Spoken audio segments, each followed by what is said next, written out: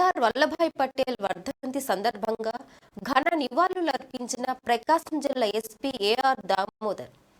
ప్రముఖ స్వాతంత్ర సమరయోధుడు, ఉక్కు మనిషి సర్దార్ వల్లభాయ్ పటేల్ వర్ధంతి సందర్భంగా ఆదివారం జిల్లా పోలీస్ కార్యాలయంలో ప్రకాశం జిల్లా ఎస్పీ ఏఆర్ దామోదర్ సర్దార్ వల్లభాయ్ పటేల్ చిత్రపటానికి పూలమాలలు వేసి ఘనంగా నివాళులు అర్పించారు.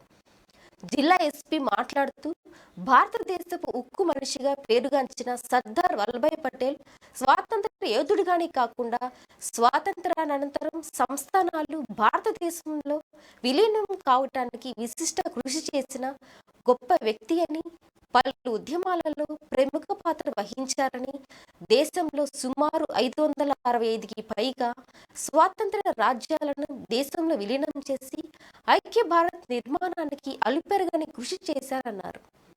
విశాల భారతావనిని ఏకతాటిపై నడిపించిన పటేల్ జీవితం మనకు నిత్య ఆదర్శప్రాయమని, భారతదేశ సమగ్రత కోసం ఆయన ఎంతో కృషి చేశారని, అందుకే ఆయనకు ఉక్కు మనిషి బిరుదు లభించిందని తెలిపారు.